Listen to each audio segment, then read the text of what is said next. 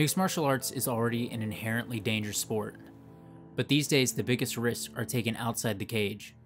Extreme weight cutting has become a serious issue in MMA, and while we have yet to see a death in the UFC from it, the warning signs are there, with disturbing stories of fighters suffering seizures and being hospitalized becoming more and more common. 35 pounds, and I still needed to cut more, How close did you get? I was 8 pounds over, 8 or 9 pounds, yeah. Were you in bad shape, like physically? Were you hurting? No. Oh, like hurting? Yeah, I was hurting. That Friday morning? Yeah, I was hurting a little bit. I was hurting a little bit. Were you scared? That's normal. You know what? To be honest, I was. That's interesting you asked me. Why you asked me that? Well, I mean, I've seen some bad weight cuts, and I know it's traumatic on your body, and some guys have to go to the hospital. Did you have to go to the hospital? Not this time, no. Okay. But honestly, I did feel scared. I did feel scared for your health? Yeah, yes. Really? Was there a point you thought maybe you wouldn't be able to make the weight? Absolutely. 3 times I felt like I was almost broken. Like I didn't think I was going to make it. My whole right side was cramping up, my feet, my leg, my hamstring. I didn't think I was going to be able to push on. But I knew something was different. Okay. What were you feeling? It was the pain in my back. Okay. And I know from cutting weight after all these years that once your back starts to hurt, you're in that dehydration phase, and I've never had that kind of pain that I was in.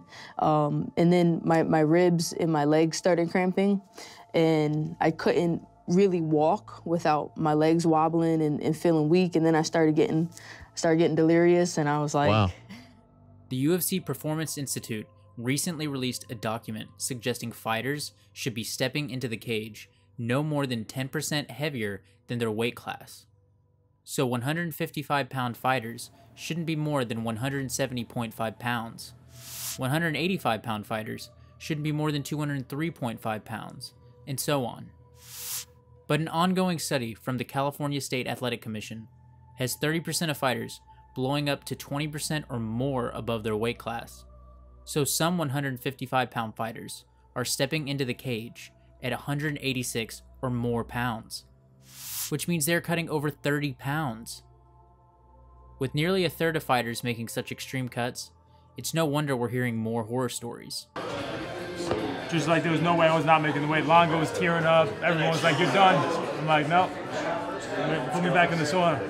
I got to the commission, they have to ask you some questions, like your name and your birth date and stuff like that. I remember like Longo trying to get me together and listen, they're gonna ask you some questions. You have to know these things. And I remember trying to mentally prepare myself to know my name on my birthday. It was like a struggle. That was really bad. I never did that again. So the last time I made 105, right after weigh-ins, the doctors had to check your pulse and make sure you're okay, and he couldn't find my pulse for a whole hour. That's how dangerous, it was dangerous for me. We've also witnessed a marked increase over the past 2 years of fighters missing weight. From 2014 to 2016, 32 UFC fighters missed weight across 950 fights. From 2016 to 2018, that number nearly doubled to 62 fighters over 962 fights. Entire divisions have been disrupted due to the bad weight cuts, like at lightweight, where Khabib Nurmagomedov ended up in the hospital trying to make weight for his interim lightweight title fight at UFC 209 in March of 2017. It would take the Dagestani fighter half a year before he was able to return to training.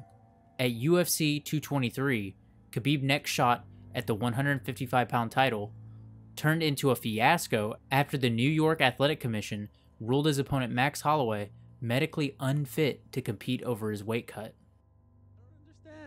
That was big. I was huge. Were you over 180? But,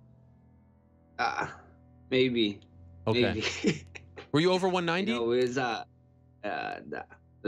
Maybe. I don't know. It's secret. It's a secret. Okay. Had they not stopped you, do you think you could have done it safely and in a healthy way?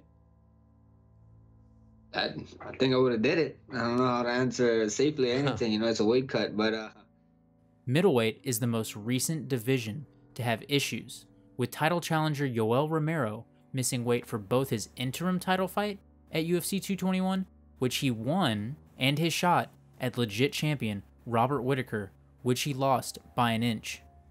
People in the sport are divided over what's causing the increase, with some pointing to the switch from afternoon weigh-ins to morning weigh-ins. We've studied it.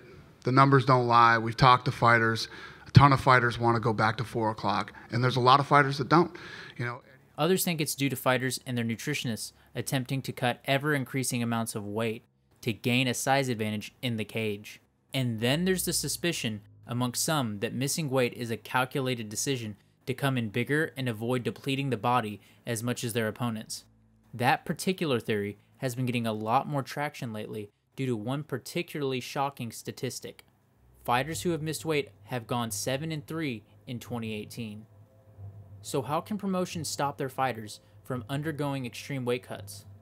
Singapore's ONE FC completely banned weight cutting after the death of Yang Jingbang in 2015, using urine-specific gravity tests during the fight week to ensure fighters haven't dehydrated themselves to make weight.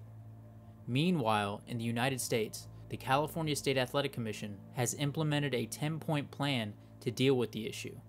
Fighters who miss weight or weigh 10% more than their weight class on fight day will be forced to move up the next time they compete in California.